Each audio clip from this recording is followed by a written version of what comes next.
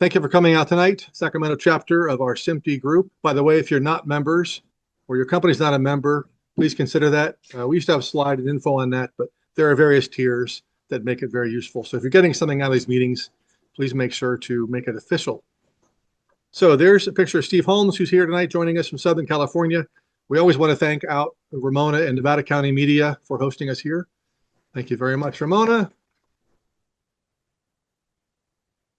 And then our next event, thanks to Cindy for organizing this next one as well, with Claudia Souza from Advanced Systems Group, right?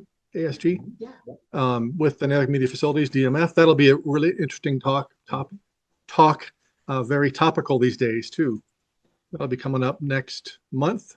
On a Thursday, we're going back and forth between Wednesdays, Thursdays. So that's on a Thursday, June 25th.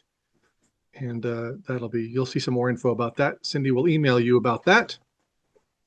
In case you're wondering where the meetings are, there's a big QR code if you want to scan that, but there's the little quick URL. You can search for SMPTE Sacramento. All these discussions are recorded and put up on YouTube for review, and they're getting some good views. Some of these have some amazing numbers. So I will take out the bits that aren't appropriate and put it up there in a few days, and you'll see it on the SMPTE Sacramento YouTube channel. There's that. And lastly, let's talk about Steve a little bit. I think several people here know him already, or maybe more than several. Familiar face. I'm not going to read this word for word. You have it up here, but obviously an expert on a lot of things we're going to talk about tonight, and many more things having to do with video. I think one of the things I was amazed at too is the 21 years Tektronix, 21 years GTE. I mean, there's something about 21, Steve. Yeah. There's a number there somewhere. Who's been to a class? It just says I'm old. Right on. There's the basic background. He's got a huge cred for sure. And thank you again for appearing here this evening. And throughout, I'll try to keep the camera on the group here. If you have questions like usual, shout them out. We'll interrupt Steve, and then we'll have some time at the end as well.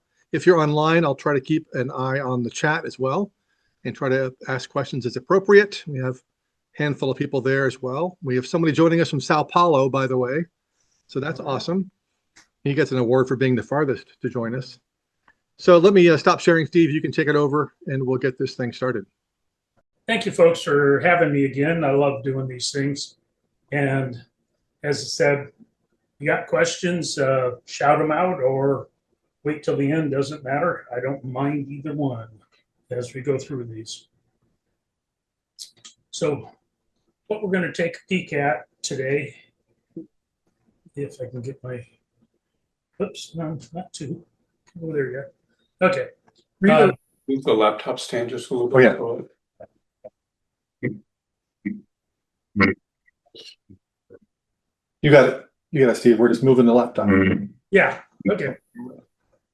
So we're just going to look at the transition challenges of walking from SDI into IP, a little bit of understanding about reference signals, designing a resilience system, integrating it into a hybrid facility, because let's face it, very, very few people ever go just /cut to 100% 2110.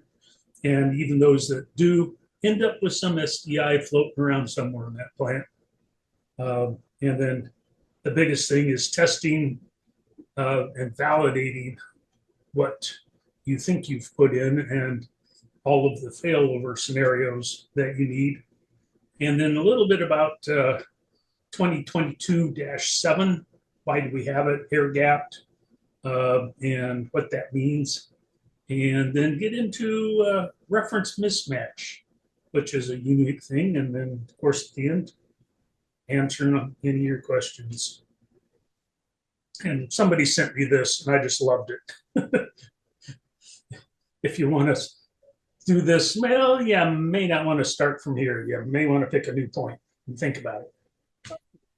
So systems that we have today have an SDI SPG, and it's running all of the baseband signals, all of your blackburst, tri-level test signals, and everything.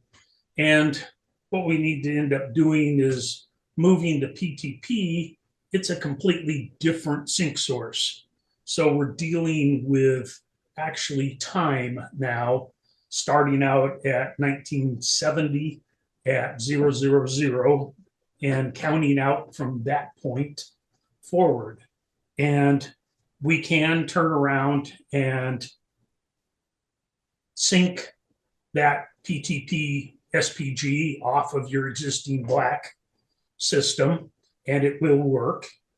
Maybe not as well as you want it to, because if you really think about it, black burst is what, about a 1 microsecond timing reference. PTP is better than 100 nanosecond timing reference. So if you turn around and lock PTP to your black, you're only going to lock it to 1 microsecond. You are not locking it to 100 nanoseconds. It can't lock better than what you're syncing it off of.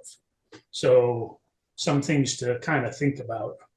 The other unique thing is what happens if the link between the two gets broken or something happens to the black reference feeding it. You're going to end up with this. And most everybody there knows what timing window looks like when it's in free run. And now all of a sudden, everything that's on your PTP system is free running from what's on your SDI system. And that makes cutting the things a little hard. And we'll look into this in a little more detail in a second. Because the last thing we really want is sync wars. Having sync wars is not fun. They are not easy to resolve sometimes. And they can take you off the air incredibly quick.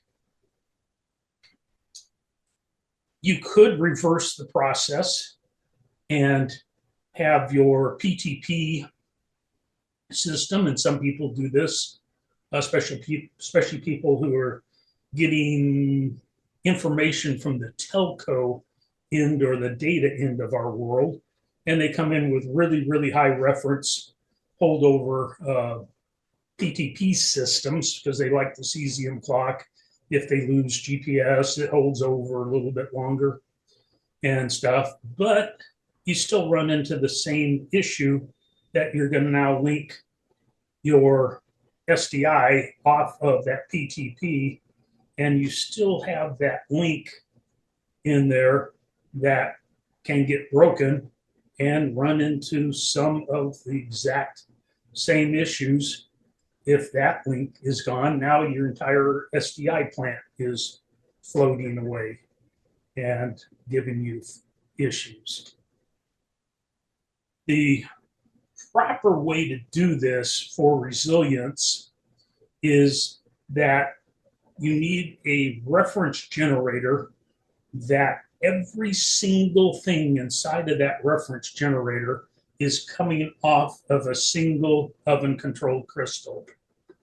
That way your black, tri-level, your SDI patterns, your AES, your SMPTE 2110 patterns, PTP, everything is coming off of a single oscillator, and they cannot drift apart from each other.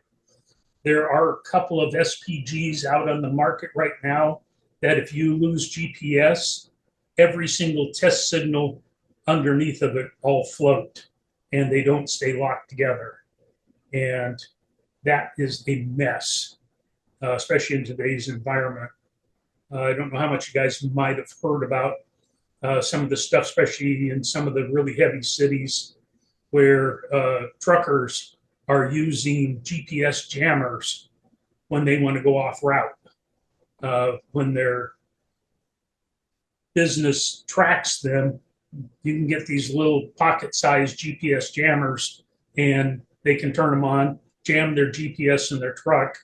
But depending on the facilities you're passing and where their antennas are located and how they did things, it's been taking people's GNSS, their GPS, offline as they drive by and go through. So it's a little bit of a mess. And if that happens and you don't have all your signals off the same oven control crystal, it turns around and really makes a mess. One of the beautiful things in most newer SPGs is this slow lock function. In the old days, if you lost lock, you put lock back on.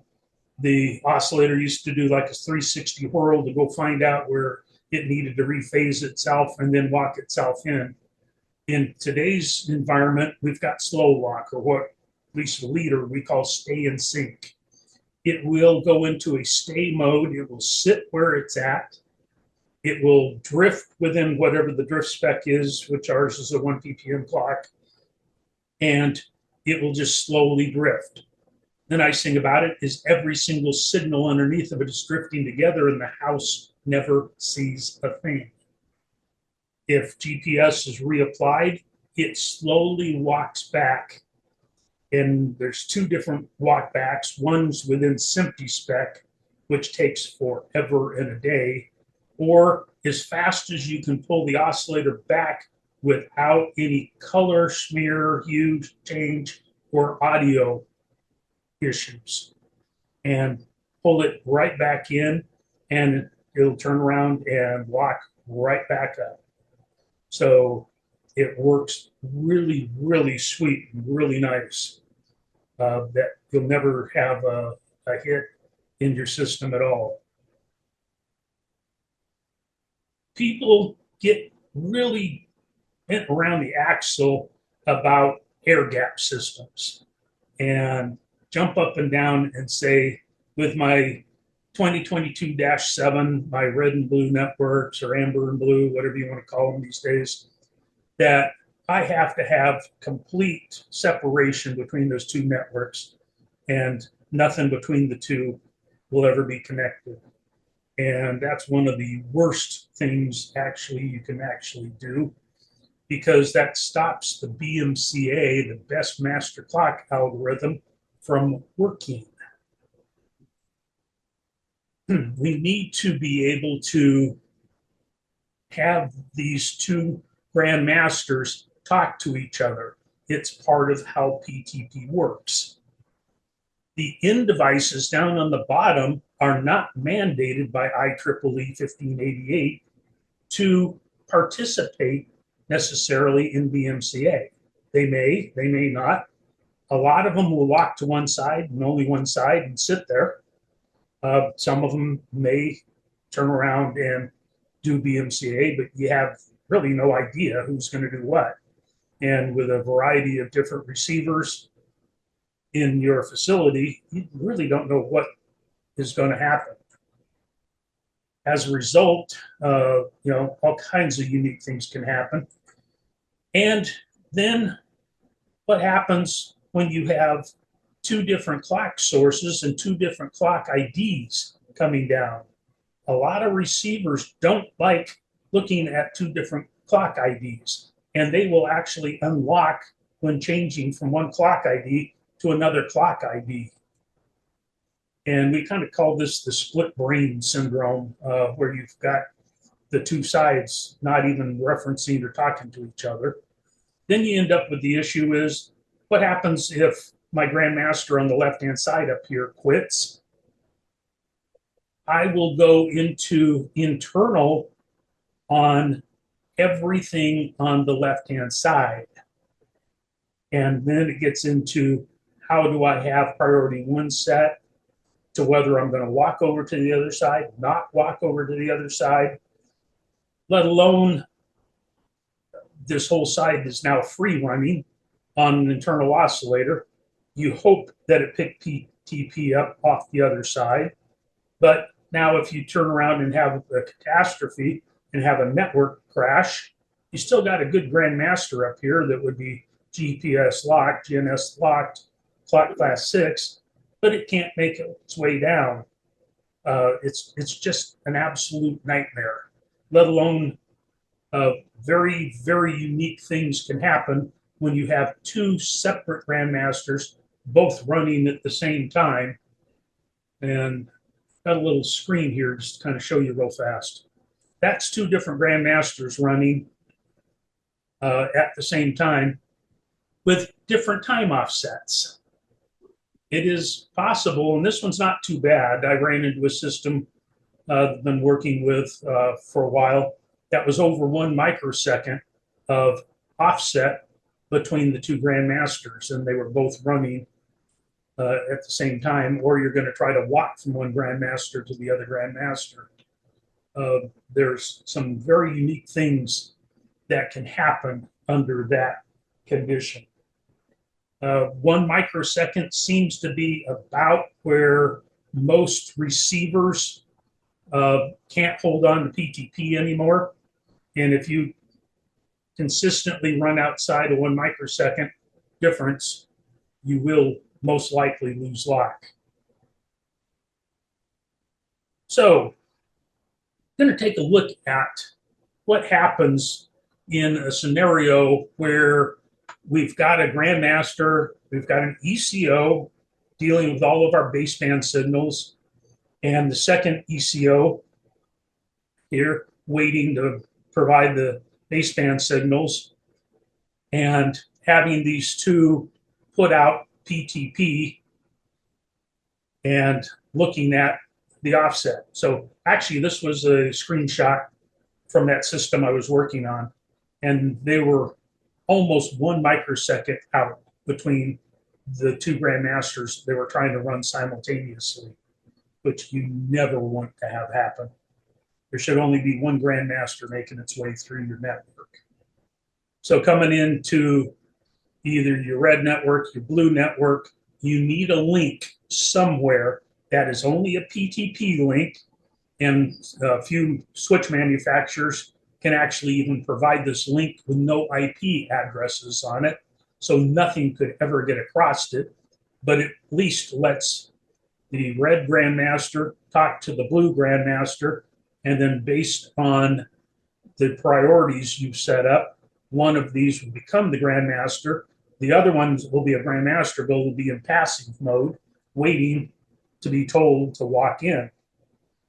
And it makes it pretty simple to walk through this. A slightly better way, at least we think, is actually to put a PTP distribution layer in and have the switches, have your grandmasters talk to a switch that then can provide that signal down into your spine leaf network. And that way, if you grow your spine leaf network, you've got more ports off the distribution switch to plug it into the spine or wherever you are adding the system, as well as to be able to, if you have something that only needs PTP, now you've got extra ports.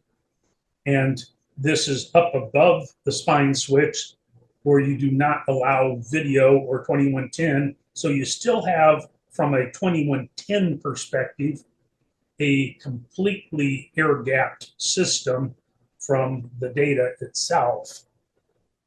And the whole reason we have these two networks, one's not the primary, one's not the backup.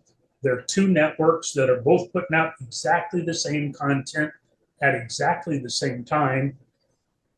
And the reason is, in 1080, either 1080i or 1080p, one packet drop is a quarter of a line of video. That quarter of a line of video will be missing when it hits the first switch, because the first switch is going to take that packet, if it's damaged, and throw it away. And now you're going to have the gap of that packet. The next packet coming up is going to fill that space, and everything shifts up and to the left by one packet.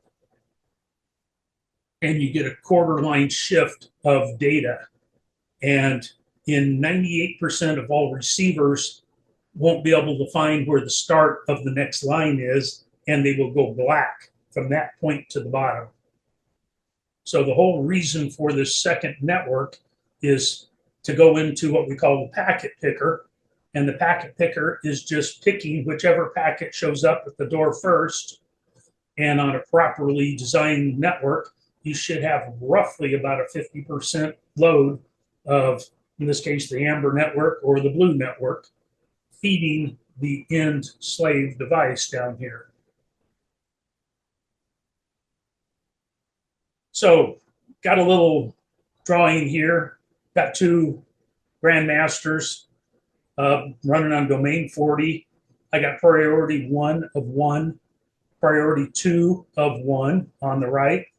On the left-hand side, I got priority 1 of 1 and priority 2 of 2. So when these units power up, they go into listen mode and they start sending announce messages. And they will listen to the announce messages, which are sending the priority 1, priority 2, and clock class data to each other. And the BMCA will then say, who is the best in this case? And by priority 2 being a 1 on the right and priority 2 being a 2 on the left, the grandmaster on the right will become the active grandmaster. The one on the left will stay in passive mode, still listening, still ready to take over if there is something that happens to the unit on the right. If I take a GPS hit, something happens to the antenna, I don't know, who knows what, it's going to go into holdover. Holdover is clock class 7, and the announce messages are still going back and forth. The unit on the left is going to see that he's clock class 6, he's clock class 7, clock class 6 sits above my priority 2 here. So automatically, the grandmaster on the left is going to take over. The grandmaster on the right will go passive, and we keep putting PTP out the door.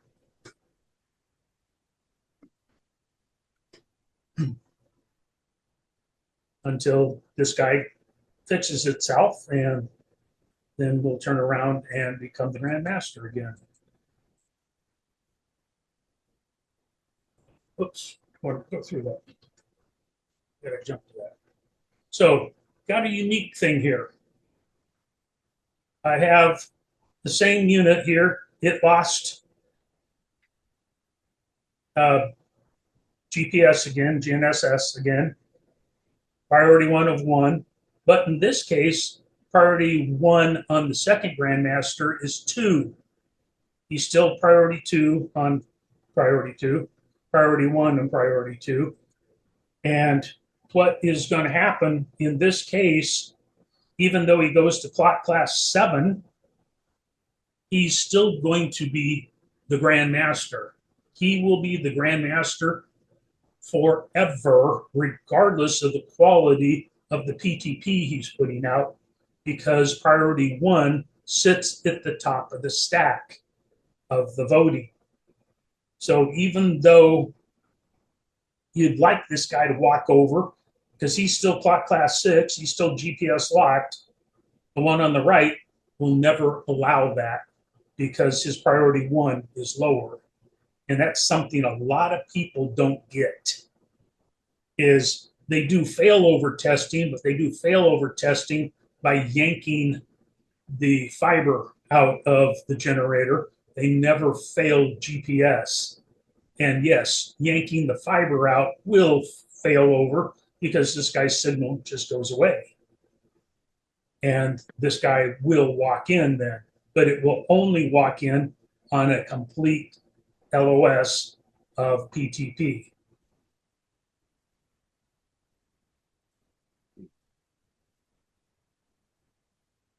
So the other unique thing you need to do with PTP is there's several timing pieces that you need to look at.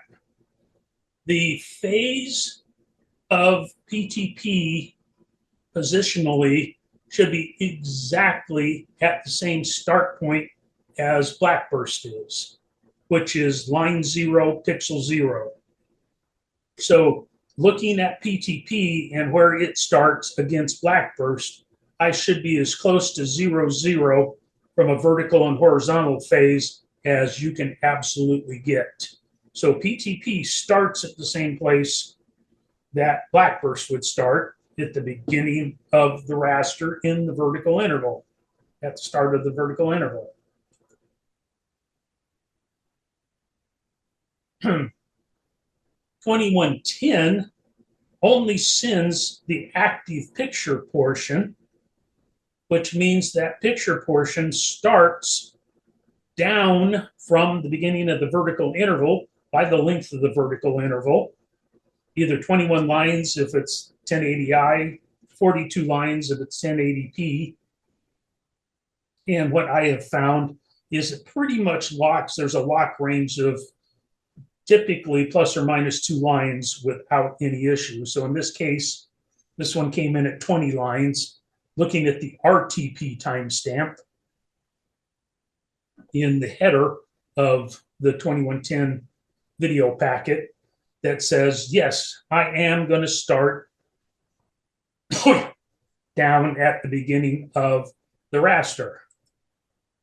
We can also look at this same offset and verify that everything on my red network and everything on my blue network have the exact same offsets.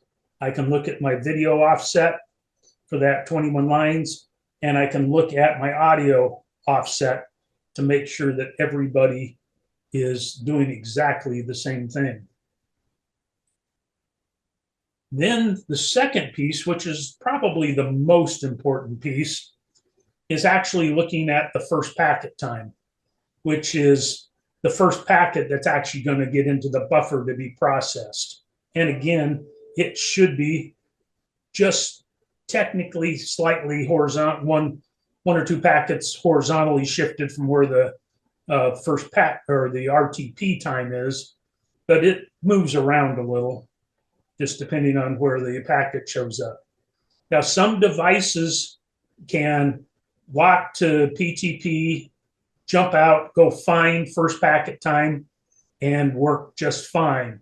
Some devices actually use the timestamp in the header to find the RTP timestamp to know where to look for the first packet time. So you really need to be able to see all three of these timestamps to make sure you know where you're looking. If you are timing a system in PTP world, the first packet time is what's going to move on you. The RTP timestamp is when the video is created, and then the first packet time would be what would get moved around slightly for any timing differences. So now I want to talk about timing references and mismatches in BMCA world here. Here's my two generators. This one's passive, this one's active. It's going out to the world. I have my magic link between my two 2110 networks that's only at the PTP layer so that these two generators can turn around and talk to each other.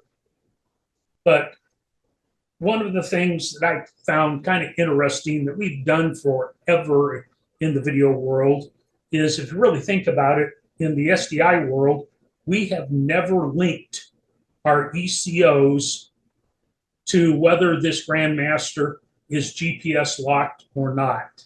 We have always just looked at the quality of the signals going into the ECO, not the quality of the clock class or the clock block. So things have started to change to where we can now do that. We have a cable that interconnects the two generators to each other as well as to the ECO. And if we have a fault and we're running here, same thing, Grandmaster on top, passive unit on the bottom, everybody is working off of the top unit. All my baseband signals are, my 2110 network, it's all working off the unit on top, and everything's doing exactly what it should be doing. And looking at this.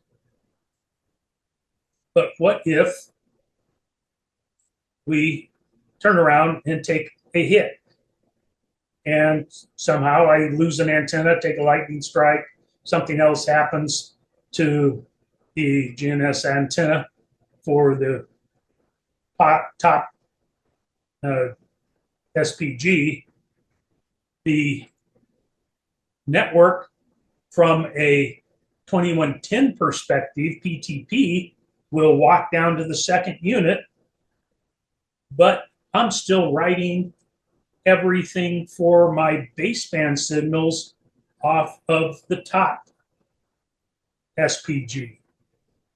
This gets into a maintenance nightmare that some engineer is going to know that PTP has walked over, and he's going to want to go up here and start tearing into this unit, not realizing it's still running all of your baseband signals for your plant. Let alone your plant is now running on 2 different clocks, even though this one was GPS locked, it is no longer. It is going to be slightly off from what your PTP is as it slowly drifts away. Not a good thing. We have the ability then with that cable to turn around and ensure that if I have a PTP grandmaster switch, I can force an ECO switch at the same time so that everything walks over to this, what was the secondary SPG. It is now the grandmaster for PTP. It is also now serving all of the baseband signals, leaving this grandmaster up here completely open and free to now go work on and bring the system back to operation and pull the system back. We also have one more feature, at least on the leader side, without getting into salesy things here though, is we can make the PTP act like baseband.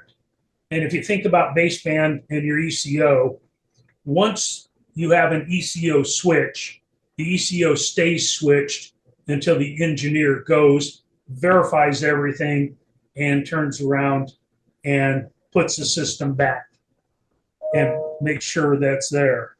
The normal operation of PTP is a self-healing thing where if all of a sudden this GPS comes back, it will turn around and walk back unless something else prevents it. And we do have a setting that we can say fail over once so that it has to be brought back by the engineer that can verify that this GNSS isn't coming and going and it's absolutely solid, rock solid, and you want to bring it back and turn around and restore the system back to normal operation.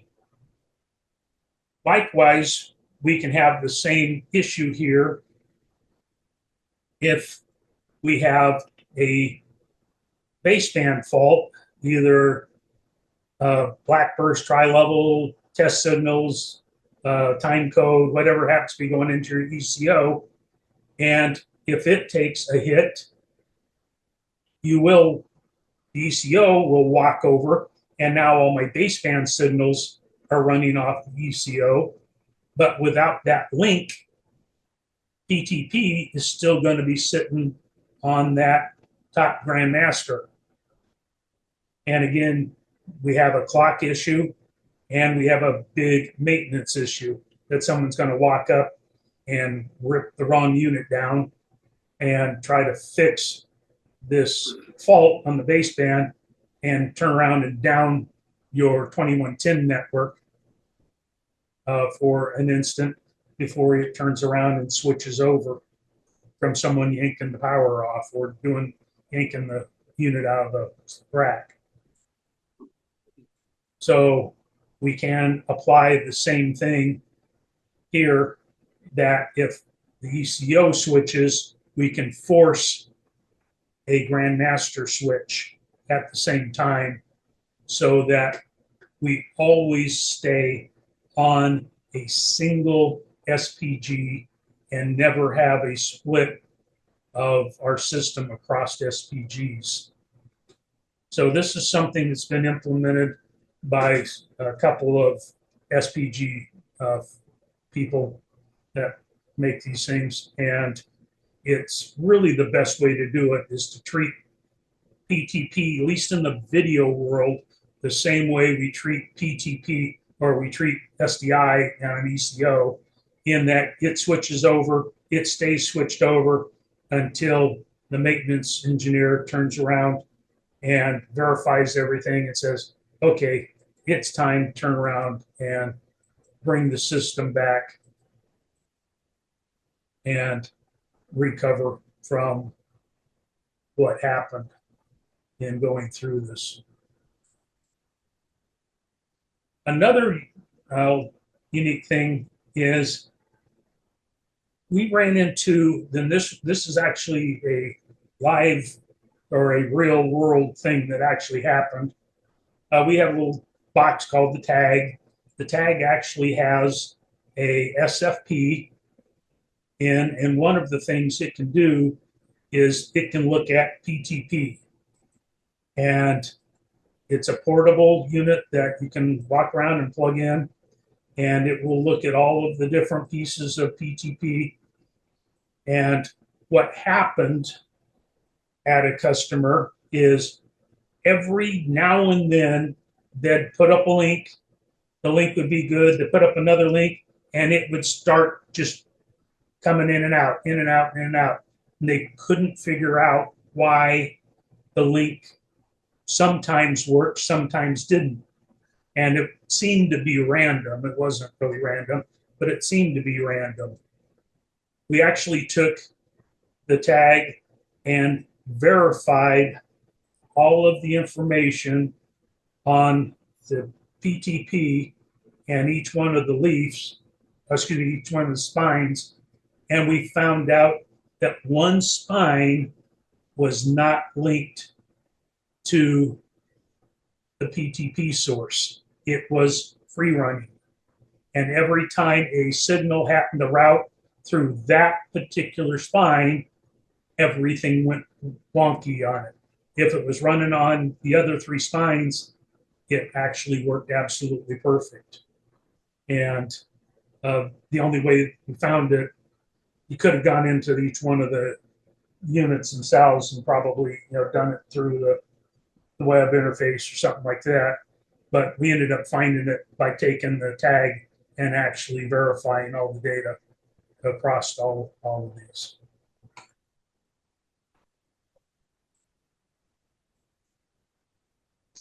I hope this gave you some food for thought of what needs to happen in walking into a new system, into something that's being added in to a plant.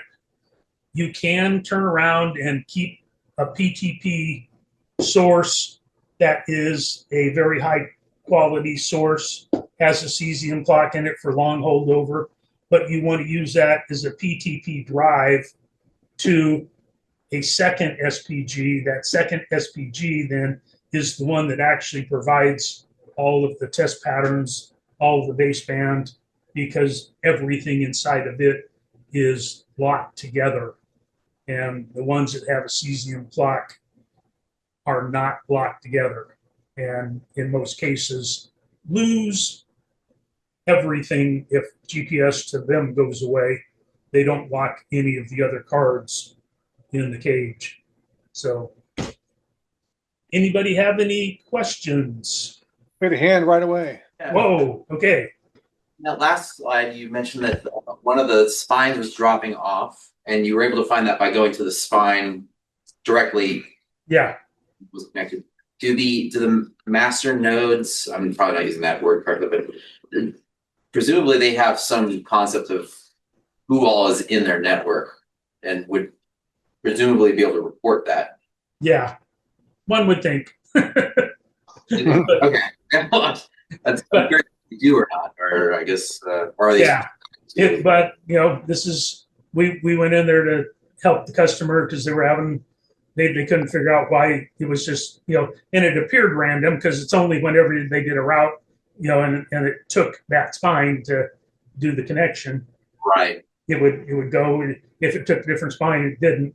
And I think that was part of what was throwing them. But yes, there's many ways, I think, to find that other than just doing a point to point to point with a a piece of test equipment. I mean, whatever works, but yeah. And then the other question I had was, and you may have hit this, but I might have missed it. So when you've got two head nodes like that, two coordinators that are essentially either one can take priority based on their signal strength to be the master coordinator. Yeah. I mean, presumably those pieces of equipment are designed to just be strictly coordinators. And does the one that takes second priority repurpose itself as a router at that point, or no? No. You're talking about the SPG itself. Yeah. Yeah. No, the SPG is just always an SPG. Okay. And all it does is, it's a coordinator or no? Yeah. Yeah. Is it's going to sit up here from a PTP point of view. It'll be passive or it'll be active, and we just want the ECO, which is just a switcher. Basically, you think of it as a 2x1 switch. It's going to take two inputs, always output one, and we just want to make sure whichever is the active grandmaster is also the side that the ECO is switched to. And that's what this extra cable that we've added. Okay, so this acts as a fallback in that class? Yeah, so that, if it's a grandmaster switch, we're going to force the ECO to switch. If the ECO switch, we're going to force the grandmaster to switch. Okay. So they're always on the same, because the thing that always bugged me from day one was splitting those two systems and then having an engineer go up, to work on the one that's broke, but it's still providing half your signals. Yeah. I have two questions. Yes, sir. Sam Spooner. The last facility it's been a couple, 3 years now, 4 years since I built a PTP facility. And at the time it required some fairly expensive switches to do PTP v2. Have you seen any initiative in more affordable switches to support PTP v2? And then I have a follow-up question. Now we're still pretty much, depending on the size, I know Netgear has just walked into the market with some definite lower price switches. I didn't ask him to say that, by the way. So thank you. Thank you. But they're smaller port size also. So, and they're just kind of learning the market at the moment. But it's still, from what I'm seeing, primarily a Cisco and Arista for the big boys, at least what I'm seeing. Okay, and I'm hearing seeing a hand to the left that Netgear's starting to look at it. My second question has to do with 5994. Are we ever going to see an initiative to abandon 5994? No. Okay. Let's try. There's just too much equipment out there that is just, you to try to phase it out would just be next to impossible. They got rid of Austin Healy. Maybe they'll start with interlinks, get rid of interlinks. Tony, question. Yeah, this is kind of an implementation specific question, but when you were talking about the PTP redistribution layer in one of your early slides, to fan the PTP out to the core / spine switches, do you have to burn like a whole 100, 200, 400 gig port on those core switches to get PTP from that switch out? Nah, this would be it could very easily be just a a 10 gig switch.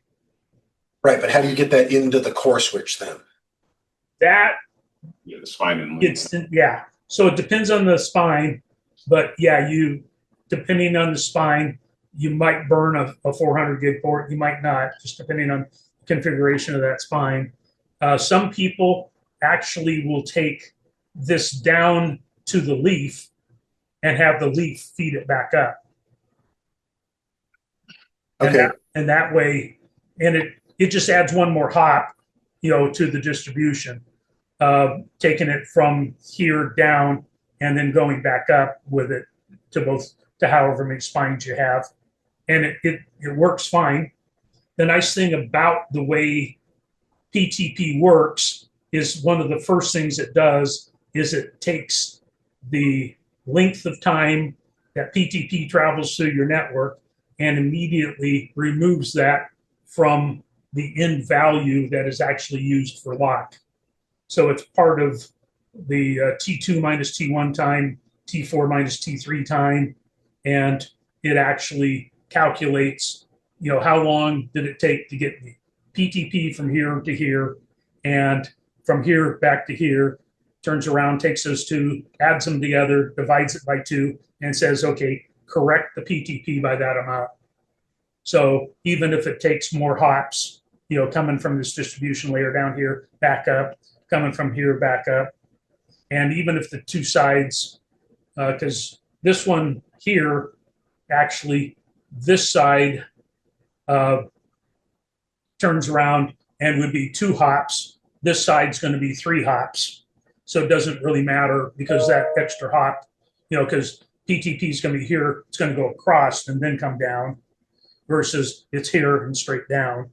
So it ends up going through an extra spine on one side, but that will still be calculated out by that method that they've invented for 1588 to remove the network delay. It would help if your SPGs had 25 gig interfaces on them to directly connect to our leaf switches to be able to pull that off. Noted. Thank you. That sounds like one of those. Yep, heard that before. Yeah. Thank you for asking.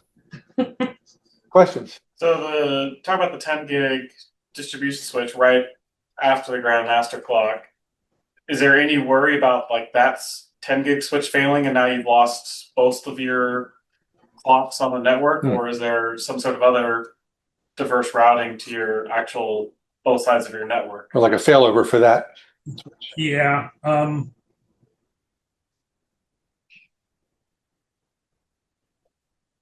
That Something. Yeah, I don't know. Tell you the truth. I'm not that much of a switch jockey, but I know from several vendors this is their preferred method, and I don't know if they are doing like a 1-1 failover within 2 switches up here or what. So I couldn't tell you, honestly. You can always back it up by a patch bay. Yeah. But it is actually common for them to then assign priorities to whatever switch, be it spine or leaves, to actually be the next one in line. Yes. So the switches can take over as grandmaster. Yeah, It can, but it really doesn't have a You're free. 1 ppm clock oven controlled in it. But yes, it can go on its own internal and keep things running. And the nice thing about it is everything, if you've done it right, is whatever drift is in it, everybody's drifting together, and the end side of the slaves down at the bottom really never see anything because they're all moving together. So whatever drift there might be or wobble.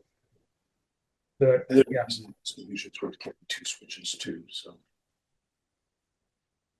Yes, having come down from both your master clocks of 2 switches, got your link, and then down to your spine. So one switch goes out, at least you might lose that link between your 2 spines, but at least one side is got GPS locked. Yeah. product specific question. How many clients can the leader SPG handle, like assuming a sync interval of -3? About, I think we're somewhere in the 300 to 400. Okay. Which in today's environment with, the leaf line and boundary clocks, I've never seen anybody come close to. Yeah. Any other questions? I have one about where things might be going with 2110 moving over longer distances. So there's forward error correction now available. And so you would assume that maybe some people would be doing longer distances between maybe 2110 facilities that might maybe have like a dark fiber between them and are just pushing 2110 across. What have you seen from a distance perspective and a timing perspective where you might have one, I'd call facility fed off, is fed off of, the GPS, and then you have the other facility fed off the same GPS and they're transmitting signals back and forth, but there's enough space in between to where there's actually a delay between it as opposed to going through these switches and it's there immediately, and especially correction. Well, and that's, again, that's where that calculation of the network, taking the network out of the picture. So when you do that, yes, you're going to have a longer delay to that second location, but PTP is measuring that delay and subtracting that delay from the absolute PT or absolute GPS signal that it's going to use as a lock. Right. So you have your PTP offset as it's received at the endpoint device, right? Yeah. Yeah. So you got the T2 minus T1, which is how long did it take to get from Grandmaster to that receive device. And then you have the how long did it take to get from that receive back to the Grandmaster. And the biggest thing you need to watch on that going over long distances is it is mandatory that the network be symmetrical. You cannot have an asymmetrical PTP network. So there cannot be any type of routing, path routing one direction versus another direction in PTP because of that calculation that takes place. So 1588 assumes that the transmit path and the receive path are exactly the same path. Sure. One more, Steve, thank you. What's the industry demand and vendor support for PTP 2.1 like at this point?